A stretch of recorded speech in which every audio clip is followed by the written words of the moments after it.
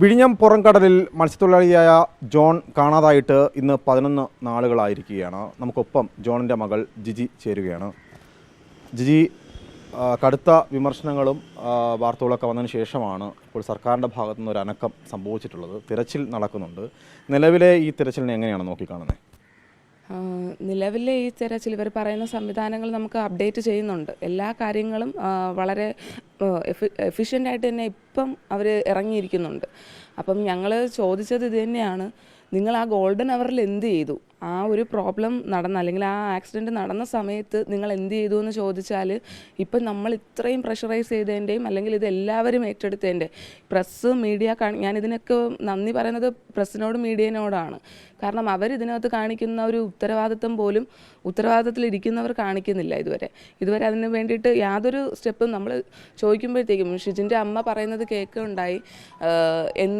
ആരോ ഇങ്ങനെ ഏതോ ഉത്തരവാദിത്തത്തിലിരുന്നവർ തന്നെ അവരോട് ചോദിച്ചപ്പോഴത്തേക്കും അവർ പറയുന്നത്, നിങ്ങൾ എന്തുകൊണ്ടാണ് നിങ്ങൾ ഇതുവരെ ഇത് ചെയ്യാത്തത്, അല്ലെങ്കിൽ ഇപ്പം ചെയ്യുന്ന ഈ പ്രവർത്തനം എന്തുകൊണ്ട് നേരത്തെ ചെയ്തില്ല എന്ന് ചോദിച്ചപ്പോഴത്തേക്കും അവർ പറഞ്ഞത്, നിങ്ങൾ ഞങ്ങളോട് ചോദിച്ചില്ലല്ലോ. അപ്പം നമ്മൾക്ക് ഓരോരുത്തർക്കും ഓരോരോ സെക്ഷനിൽ നിന്ന് വരുന്നവരാണ്. അപ്പം ഞങ്ങൾ പറഞ്ഞിട്ടാണോ നിങ്ങൾ ഈ കാര്യങ്ങൾ ചെയ്യേണ്ടത്? അപ്പം ഇത്രയും നിരുത്തരവാദിത്വപരമായിട്ടാണ് ഉത്തരങ്ങൾ പറയുന്നത്. അതുപോലെ അതായത് ഇത് ഏത് ദിവസമാണ്, ആരോടാണ് ചോദിച്ചത്? അത് എനിക്ക് പ്രോപ്പറായിട്ടല്ല, ഞാനിത് ന്യൂസിൽ കണ്ടത് തന്നെയാണ്. അപ്പം അമ്മ ഇങ്ങനെ പറയുണ്ടായി, അമ്മയുടെ ഇത് റിപ്പോർട്ടറോ അല്ലെങ്കിൽ ആരോ ഇങ്ങനെ ചാനലിൽ അവർ ഇൻ്റർവ്യൂ ചെയ്യുന്ന സമയത്ത് അവർ പറയുണ്ടായി, നിങ്ങൾ എന്തുകൊണ്ടാണ് ഈ പ്രവർത്തനങ്ങൾ നേരത്തെ ചെയ്യാത്തത്? ഇത്രയും എഫിഷ്യൻ്റായിട്ട് നിങ്ങളിപ്പോൾ ചെയ്യുന്നില്ലേ? കോസ്റ്റ് ഗാർഡിൻ്റെ വള്ളങ്ങൾ ഇറക്കുന്നു, ഷിപ്പുകൾ ഇറക്കുന്നു, ബോട്ടുകൾ ഇറക്കുന്നു, എയർലൈൻസ്, എയർക്രാഫ്റ്റ് എല്ലാം ഇറക്കുന്നുണ്ട്. നമ്മളും അത് റഡാർ വഴി ട്രാക്ക് ചെയ്യുന്നുണ്ട്, നമുക്കത് കാണാൻ പറ്റും. പക്ഷെ അത് പ്രോപ്പറായിട്ടുള്ള സ്ഥലങ്ങളിൽ അല്ലെങ്കിൽ പോലും അവർ ചെയ്യുന്നുണ്ട്. ഇപ്പോഴത്തെ ആ ഒരു സ്ട്രെസ്സും ആ ഒരു പ്രഷർ കാരണം അവർ ചെയ്യുന്നുണ്ട്. അവർ ചെയ്യുന്നത് നമ്മൾ അവരോട് വീണ്ടും പറയുന്നത് എന്താണെന്ന് വെച്ചാൽ, നിങ്ങൾ കൃത്യമായ സ്ഥലങ്ങളിലോട്ട്, ഞങ്ങൾക്ക് വേണ്ടത് രാമേശ്വരം, തമിഴ്നാട് ആ ഭാഗത്തുള്ള സെർച്ചാണ്. അപ്പോൾ ഞങ്ങളിത് എല്ലാവരെയും പറഞ്ഞിട്ടുണ്ട്, നിങ്ങൾ കൃത്യമായ സ്ഥലങ്ങളിലോട്ട് ചെയ്യുക.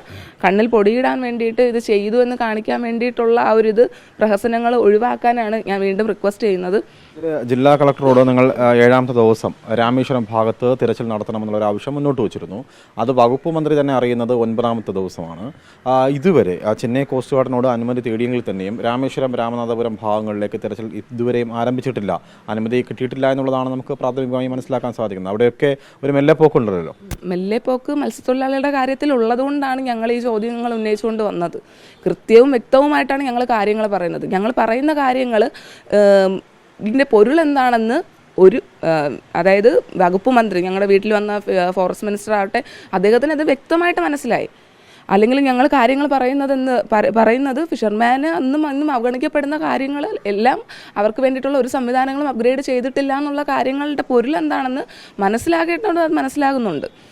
കഴിഞ്ഞ ദിവസം മുഖ്യമന്ത്രി പറയുന്നത്, ഈ പറയുന്ന 9 ദിവസം തിരച്ചിൽ നടത്തിയ ഒരു സംസ്ഥാന സർക്കാർ വേറെ ഇല്ല എന്നുള്ളത് വലിയ വീരവാദത്തോടു കൂടി അദ്ദേഹം ഒരു പൊതുവേദിയിൽ വെച്ച് പറയുകയാണ്. മറ്റൊന്ന് ഇവിടെ സൂചിപ്പിച്ചതുപോലെ തന്നെ ഷിബു ബേബി ജോൺ, അദ്ദേഹത്തിന് നിങ്ങൾ പറയുന്നത് മനസ്സിലാകുന്നു, പക്ഷെ അപ്പോഴും വകുപ്പ് മന്ത്രിക്ക് ഈ കാര്യങ്ങളൊന്നും തന്നെ ബോധ്യപ്പെടുന്നില്ല എന്നുള്ളതാണ്. വകുപ്പ് മന്ത്രിക്ക് ബോധ്യപ്പെടുന്നില്ലെന്ന് പറയുന്നതിനേക്കാളും കൂടുതൽ അദ്ദേഹത്തിന് ഈ കാര്യങ്ങളൊന്നും അറിയില്ല എന്നുള്ളതാണ്. കോസ്റ്റലിൻ്റെ ഏരിയനെ പറ്റിയോ അല്ലെങ്കിൽ ആ ഒരു റീജിയൻ്റെ വകുപ്പ് കൊടുക്കുമ്പോഴത്തേക്കും അദ്ദേഹത്തിന് ബാക്ക്ഗ്രൗണ്ട് അല്ലെങ്കിൽ അദ്ദേഹം അതുമായിട്ട് എന്തെങ്കിലും ചെറിയൊരു കാര്യവിവരം ഉണ്ടെന്ന് ചെക്ക് ചെയ്യേണ്ടത് എന്തുമാത്രം ഇതാണ്. നമുക്ക് ഒരു LD ക്ലർക്കിൻ്റെ പരീക്ഷ എഴുതാൻ പോലും എന്തുമാത്രം ക്രൈറ്റീരിയാസാണ് നിങ്ങൾ വയ്ക്കുന്നത്. ഡിഗ്രി ഉള്ളവർക്ക് എഴുതാൻ പറ്റൂ, അല്ലെങ്കിൽ ഇതൊക്കെ എഴുതാൻ പറ്റും, പഠിച്ചവർക്ക് എഴുതാൻ പറ്റൂ, അങ്ങനെ ഒരു കാര്യങ്ങളില്ലേ. അതുമാത്രമല്ല, പരീക്ഷ എഴുതുന്നവർക്ക് നിങ്ങൾ ട്രെയിനിങ് കൊടുക്കുന്നു, ഇൻ്റർവ്യൂ എടുക്കുന്നു. അപ്പം ഇത്രയും എഫിഷ്യൻ്റായിട്ട് ഒരു ചെറിയ പോസ്റ്റിന് പോലും നമ്മൾ ചെയ്യുന്നെങ്കിൽ ഒരു വകുപ്പ് കൈകാര്യം ചെയ്യുന്ന ആൾക്ക് അതിനുള്ള വിവരമുണ്ടോ, അതിനുള്ള കാര്യവിവരമുണ്ടോ എന്ന് ചെക്ക് ചെയ്യേണ്ടത് നമ്മുടെ കടമയല്ലേ? അല്ലെങ്കിൽ ഇത് എന്തിനോ വേണ്ടി എടുത്ത് കൊടുത്തിരിക്കുകയാണ്. ഇപ്പോൾ ഷിബു ബേബി ജോൺ കാണിക്കുന്ന അദ്ദേഹത്തിൻ്റെ ആ ഒരു എന്തൂസിയാസം, അദ്ദേഹം ഉടനെ പറയാണ്, ഞങ്ങൾ ഈ SOP ഇല്ല എന്നുള്ള കാര്യം തന്നെ വളരെ ഞെട്ടിപ്പിക്കുന്നത് എന്നാണ് ഞങ്ങളോട് പറഞ്ഞത്. അപ്പം അദ്ദേഹത്തിന് കാണിക്കുന്ന, അല്ലെ അദ്ദേഹം കടൽ തീരത്തുള്ള ഒരു വ്യക്തിയാണ്. വ്യക്തിയാണ്, അദ്ദേഹം കടലുമായിട്ട് ബന്ധപ്പെട്ട ഒരു വ്യക്തിയാണ്. അപ്പോൾ അദ്ദേഹത്തെ പോലുള്ളവർക്കാണ് ഇതുപോലത്തെ വകുപ്പ് കൊടുക്കേണ്ടത്. ഞാനത് ഇതുപോലെ പറയുന്നതല്ല, പക്ഷേ എന്തിനോ വേണ്ടി ആർക്കോ വേണ്ടി കൊടുത്തിരിക്കുന്ന പോലെ എനിക്ക് തോന്നുന്നു. ആ ഒരു അടിയും പിടിയൊക്കെ കഴിഞ്ഞിട്ടാണല്ലോ ഇവർ പദവിയിലോട്ട് വന്നത്. അപ്പം അതിൻ്റെ ഒരു ഇതിൽ ഒരു ക്ലാഷിൽ പെട്ടെന്ന് കിട്ടുന്നത് പോലെ ആൾക്കാർക്ക് എടുത്ത് ഇത് നിങ്ങൾ വെച്ചോ എന്ന് പറഞ്ഞ് കൊടുത്തതുപോലെയാണ് എനിക്കിപ്പോൾ ഫീൽ ചെയ്യുന്നത്. പക്ഷേ അതൊക്കെ കൊടുക്കുമ്പോഴത്തേക്കും കുറച്ച് കാര്യക്ഷമമായിട്ട് ചെയ്യണം. കാരണം ഇത് ഇപ്പം ഇങ്ങനൊരു പ്രശ്നം വന്നു. ഇപ്പം ഇന്നലെ മുഖ്യമന്ത്രി വീണ്ടും പറയുകയുണ്ടായി, ഇതിനു മുമ്പുള്ള സർക്കാർ എന്നപ്പോൾ 179 ജീവൻ പോയില്ലേ, അതുകൊണ്ട് ഇന്നിപ്പോൾ ഇത് 3 പോയിട്ടുള്ളൂ. അപ്പം ഇത് ഇങ്ങനെ കേൾക്കുമ്പോൾ തന്നെ നമുക്ക് ഇതെന്ത് നിരുത്തരവാദിത്വപരമായിട്ടുള്ള ഉത്തരവാണ് നിങ്ങൾ പറയുന്നത് എന്നുള്ള ഒരു കാര്യമാണ് എനിക്ക് പറയാനുള്ളത്. അന്നും അദ്ദേഹം ഇത് തന്നെയാണ് ആവർത്തിച്ചത്. കടൽ തീരമല്ലേ, കടൽ തീരത്ത് പോലുള്ള അവസ്ഥ അറിയാമല്ലോ, അതിന് ഇതുവരെ അദ്ദേഹം മാപ്പ് പോലും ചോദിച്ചിട്ടില്ല. എടുത്തു പറയേണ്ട കാര്യം, ഇത്രയും ദിവസമായിട്ട് എല്ലാ സംവിധാനങ്ങളും, കേരളത്തിന് പറ്റാവുന്ന എല്ലാ സംവിധാനങ്ങളും ഉപയോഗിച്ച് ചെയ്തിട്ടും ഇതുവരെ കണ്ടെത്താനായിട്ടില്ല 3 പേരെ. ഈ പറയുന്നത് ഈ 9 ദിവസം തിരച്ചിൽ നടത്തിയത് വലിയ കാര്യമായി പറയുന്നു. അത് ഫിഷറീസിലെ അല്ലെങ്കിൽ മത്സ്യത്തൊഴിലാളികൾക്ക് വേണ്ടിയിട്ട് ഇത്രയും വലിയ കാര്യങ്ങൾ ചെയ്തു എന്ന് പറയുകയാണ്.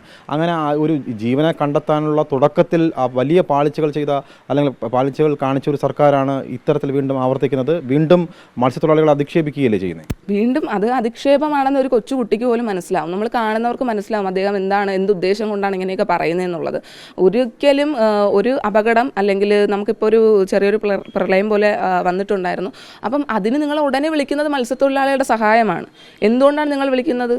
കാരണം നിങ്ങൾക്കറിയാം അവരെ കൊണ്ടേ അത് ഹാൻഡിൽ ചെയ്യാൻ പറ്റത്തുള്ളൂ എന്ന് നിങ്ങൾക്കറിയാം.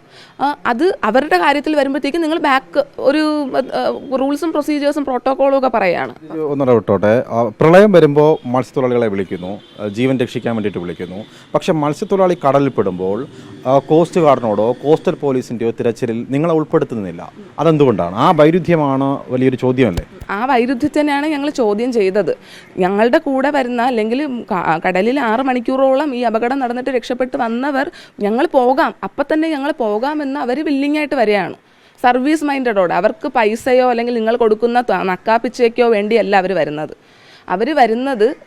അവരുടെ കൂടെ പോയ ഒരാളെ രക്ഷിക്കണം എന്നുള്ള ആ ഒരു ഇൻറ്റൻഷനിലാണ് അവർ വരുന്നത്. അങ്ങനെ വരുന്നവരെ പോലും എടുക്കാൻ വേണ്ടി കോസ്റ്റ് ഗാർഡിൻ്റെ ഷിപ്പിൽ ഞങ്ങൾക്ക് കയറ്റാൻ പറ്റില്ല. ഓക്കെ സമയത്ത് നിങ്ങൾക്ക് കയറ്റാൻ പറ്റിയില്ലേ? അപ്പം ഞാൻ ചോദിക്കുന്ന കാര്യം, നിങ്ങൾക്ക് ഒരു ജീവൻ രക്ഷിക്കുന്നതിൽ നിങ്ങൾക്ക് വരുന്ന റൂൾസും പ്രൊസീജിയേഴ്സും അത് നിങ്ങളെടുത്ത് മാറ്റി വെക്കണം. ഒരു റെസ്ക്യൂ ഓപ്പറേഷനിൽ എല്ലാ റൂൾസും പ്രൊസീജിയേഴ്സും കൊണ്ട് വരേണ്ടത്. റെസ്ക്യൂ ഓപ്പറേഷൻ അപ്പം ഇമ്മീഡിയറ്റ് ആയിട്ട് ഇടപെട്ട് ചെയ്യേണ്ട കാര്യമാണ്. അത് നിങ്ങൾ പ്രോപ്പറായിട്ട് ചെയ്യുന്നില്ല. ആ ചെയ്യാത്തതിനെയാണ് നിങ്ങൾ ക്വസ്റ്റ്യൻ ചെയ്തത്. അതിന് വേണ്ടിയിട്ടുള്ള എല്ലാ നടപടികളും എടുക്കുമെന്ന് ഗവൺമെൻറ് പറഞ്ഞിട്ടുണ്ട്. ഇപ്പം ഗവൺമെൻറ് അല്ല, നമ്മുടെ ഫോറസ്റ്റ് മിനിസ്റ്റർ ഇതിൻ്റെ കാര്യത്തിൽ ഇടപെടാമെന്ന് നമുക്ക് ഉറപ്പ് വന്നിട്ടുണ്ട്. പക്ഷേ അത് എത്രത്തോളം വേഗത്തിൽ ചെയ്യാൻ പറ്റും അത്രത്തോളം വേഗത്തിൽ ചെയ്യണം. അതിൻ്റെ ഫോളോ അപ്പ് ഞങ്ങൾക്ക് വേണം. മീഡിയയോട് എൻ്റെ റിക്വസ്റ്റ് എന്താണെന്ന് വെച്ചാൽ, ഇത് നിങ്ങൾ ചോദിച്ചുകൊണ്ടേ ഇരിക്കണം. എത്രത്തോളം ചോദിക്കാൻ പറ്റുമോ, അല്ലെങ്കിൽ നിങ്ങൾ അടുത്ത് എന്ത് ചെയ്തു എന്നുള്ളത് അടുത്ത ദിവസം നിങ്ങൾ പോയി ചോദിക്കണം. നിങ്ങൾ ഇതിന് വേണ്ടിയിട്ട് എന്ത് ചെയ്തു, അടുത്ത് എന്ത് സ്റ്റെപ്പാണ് ചെയ്തത്. അല്ലാതെ ഞങ്ങളിപ്പോൾ ഈ സംസാരിക്കുന്ന കാര്യങ്ങളെ അടക്കി മൂടാൻ വന്നിട്ട് ജസ്റ്റ് കുറച്ച് വാഗ്ദാനങ്ങൾ തന്നിട്ട് പോവുകയല്ല വേണ്ടത്. ഇതിനു വേണ്ടിയിട്ടുള്ള കൃത്യമായിട്ടുള്ള നടപടികൾ എത്രയും പെട്ടെന്ന് എടുത്ത് എല്ലാവരെയും അറിയിക്കുക. ഞങ്ങളിത് ഫോളോ അപ്പ് ചെയ്യുന്നുണ്ട്. ഇപ്പം ഇമ്മീഡിയറ്റ് ആയിട്ട് തന്നെ എടുക്കുക. 5 ദിവസം 10 ദിവസം വീണ്ടും 15 ദിവസം കഴിഞ്ഞല്ല എടുക്കേണ്ടത്. മുഖ്യമന്ത്രി ഇന്നലെ പരാമർശിച്ചതുപോലെ ഇപ്പം 3 ജീവനല്ലേ, ഇത് 300 ജീവൻ നാളെ ആകരുത്. അതിന് വേണ്ടിയിട്ടാണ് ഞങ്ങൾ ഈ വോയിസ് റേസ് ചെയ്യുന്നത്. ഇത് സത്യമാണ്, അല്ലെങ്കിൽ ഇത് ന്യായമായ ഒരു കാര്യത്തിന് വേണ്ടിയിട്ടാണെന്നുള്ള ബോധ്യം നിങ്ങൾക്കുണ്ടാവണം. ഇതിൽ ഒരു രാഷ്ട്രീയമോ വേറെ ഒരു അജണ്ടകളോ ഇല്ല. ഇത് ഞങ്ങളുടെ ഒരു യൂത്തിൻ്റെ ഒരു മൂവ്മെൻറ്റ് മാത്രമാണ്. ഞങ്ങൾ ഈ മൂവ്മെൻറ്റ് എടുക്കുന്നത് ഞങ്ങളുടെ മത്സ്യത്തൊഴിലാളികളുടെ സംരക്ഷണത്തിനും ഞങ്ങളുടെ ഈ തീരത്തിൻ്റെ സുരക്ഷയ്ക്കും വേണ്ടിയാണ്. ജിജി, ഈ കഴിഞ്ഞ നീണ്ട 11 വർഷക്കാലയളവിലെ കണക്ക് പുറത്തുവിടുന്നു. ഇത്രയും വിവാദമായതിനു ശേഷം ഈ കണക്ക് പുറത്തുവിടാനായിട്ട് ഈ സർക്കാരിന് കഴിഞ്ഞു. അതായത് 160 മത്സ്യത്തൊഴിലാളികളെ കാണാതായത് 11 വർഷത്തിനിടയിലാണ്. പക്ഷേ ഈ സർക്കാർ മറന്നുപോകുന്ന ഒരു കാര്യം, ഈ മത്സ്യത്തൊഴിലാളികളൊക്കെ കാണാതാകുമ്പോൾ തന്നെ അന്നിരുന്ന സർക്കാരുകൾ, അത് UDF ആയാലും LDF ആയാലും ആദ്യഘട്ടത്തിൽ തന്നെ തിരച്ചിൽ നടത്തിയിരുന്നു. അതുകൊണ്ടാണ് വലിയ ഒരു പ്രതിഷേധങ്ങളിലേക്കോ പ്രശ്നങ്ങളിലേക്കോ പോയിട്ടില്ല. പക്ഷേ ഈ സർക്കാർ കാണിച്ചത് നീണ്ട 8 ദിവസം കഴിഞ്ഞിട്ടാണ് നിങ്ങളെപ്പോലെ മുഖ്യമന്ത്രി വിളിക്കുന്നത് തന്നെ. ഇവിടെ 3 ജീവന് വിലയില്ലാത്ത രീതിയിലല്ലേ മുഖ്യമന്ത്രിയുടെ പരാമർശം? അതെ, 3 ജീവൻ എന്നല്ല, ആർക്കും വിലയില്ല. കടൽ തീരത്തെ മക്കൾക്ക് ആർക്കും വിലയില്ല എന്നുള്ള രീതിയിലാണ് സംസാരിച്ചത്. അത് നമ്മൾ ഉറച്ചു തന്നെ നിൽക്കുന്നു. ഇതിനു മുമ്പും അദ്ദേഹം പറഞ്ഞിട്ട് അദ്ദേഹത്തിനോട് ഞങ്ങൾ ഒരു സൊസൈറ്റിയെ മൊത്തം അല്ലെങ്കിൽ ഒരു കമ്മ്യൂണിറ്റിയെ മൊത്തം അധിക്ഷേപിക്കുകയാണ്. കടൽ തീരത്ത് പോയാൽ അങ്ങനെ ഉണ്ടാവും ഇങ്ങനെ ഉണ്ടാവുമെന്ന്. അപ്പോൾ അതിനുള്ള പ്രീവിയസ് എക്സാമ്പിൾസും പറയുകയാണ്. ആ പ്രീവിയസ് എക്സാമ്പിൾസ് എങ്ങനെ നടന്നു എന്നുള്ള കാര്യം ഞാൻ പറയട്ടെ. നമ്മുടെ 2-3 പേരിങ്ങനെ കടൽ തീരത്ത് പോയ പോയപ്പോഴത്തേക്കും അവരിവരെ ഉപദ്രവിച്ചില്ലേ? ഇപ്പോൾ CP ജോണിനുണ്ടായത് അറിയില്ലേ? പണ്ട് പഴയ മുഖ്യമന്ത്രി പോയപ്പോഴുണ്ടായത് അറിയില്ലേ? അവരൊക്കെ ഇടപെടേണ്ട സമയത്ത് ഇടപെട്ടിരുന്നെങ്കിൽ ഇങ്ങനെ ഉണ്ടാവുമായിരുന്നോ? കൃത്യമായ സമയത്ത് ഒരു അപകടം 31-ാം തീയതി നടക്കുന്നു, നിങ്ങൾക്ക് ഫോൺ ചെയ്ത് തിരക്കാൻ പോലും 8-ാം തീയതി എടുത്തു. ആ സമയത്തുള്ള ഇൻസിഡൻറ്റ് നിങ്ങളടുത്ത് പരിശോധിച്ചാൽ നിങ്ങൾക്ക് മനസ്സിലാവും. ഇപ്പം ഒരു പ്രളയം നടന്നപ്പോൾ മുഖ്യമന്ത്രി തൊട്ടടുത്ത ദിവസം സർവ്വസന്നാഹങ്ങളുമായിട്ട് എത്തുകയാണ്. അപ്പം ഇതാണ് പറയുന്നത്, ഇതൊരു നെഗ്ലിജൻസ് തന്നെയാണ്. ഇത് നിങ്ങൾ സീരിയസ് ആയിട്ട് തന്നെ എടുക്കണം. ചുമ്മാ വെറുതെ ഇരിക്കുന്നവരല്ല. നിങ്ങളുടെ വെറും ഒരു വോട്ട് ബാങ്ക് മാത്രമല്ല കടൽ തീരം. നിങ്ങൾക്ക് വോട്ട് വാങ്ങാൻ വേണ്ടിയിട്ട് നിങ്ങൾ വരുന്ന ആ ഒരു സംവിധാനം ഉണ്ടല്ലോ, അതിന് വേണ്ടിയിട്ട് മാത്രമല്ല, തിരിച്ച് നിങ്ങൾ എന്ത് ചെയ്യുന്നു? അതാണ് ഞങ്ങളുടെ ക്വസ്റ്റ്യൻ. തിരിച്ച് നിങ്ങളുടെ വശത്ത് നിന്ന് യാതൊരുവിധ ഡെവലപ്മെൻറ്റും ഇല്ല, ഒരു അപ്ഗ്രഡേഷനും ഇല്ല. അതിനെ ഞങ്ങൾ ക്വസ്റ്റ്യൻ ചെയ്യുമ്പോൾ ഞങ്ങളെ മാർജിനലൈസ് ചെയ്യുകയല്ല വേണ്ടത്. നിരന്തരമായിട്ട് ഈ അധിക്ഷേപം തുടരുകയാണ് ഓരോ ദിവസവും. അപ്പോൾ എന്തായാലും ആദ്യഘട്ടത്തിൽ തന്നെ ജിജി സൂചിപ്പിച്ചതാണ് മാപ്പ് പറയണമെന്നുള്ളത്. അത് ആവർത്തിക്കുകയാണ് അല്ലേ നിലപാട്? പിന്നെ നിലപാട് ഒരിക്കലും മാറ്റുന്നവരല്ല കടൽ തീരത്തുള്ളവർ. നിലപാടിൽ ഉറച്ചു തന്നെ നിൽക്കും. മുഖ്യമന്ത്രി നെഗ്ലക്റ്റ് ചെയ്തു ആ സംസാരം അദ്ദേഹം ഒരു ചെയറിലിരുന്നു കൊണ്ട് പറയേണ്ട സംസാരമല്ല.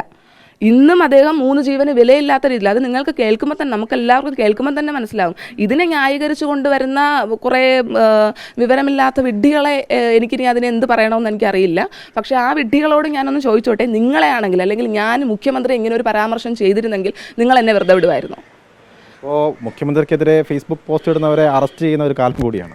അത് തന്നെ, അത് റൈറ്റ്, നമുക്കൊരു സംസാരിക്കാനുള്ള ഒരു റൈറ്റ് പോലും അതിനെ ഒരു ഇതൊക്കെ ഡെമോക്രസിക്കോ അല്ലെങ്കിൽ നമ്മുടെ കയ്യിലുള്ള റൂൾസിന് ഒരു ജനനായകം അല്ലെങ്കിൽ ഒരു ആൾക്കാർ ഇതിൽ മെയിനായിട്ട് നിങ്ങൾ പ്രയോറിറ്റൈസ് ചെയ്യേണ്ടത് ജനങ്ങളെയാണ്.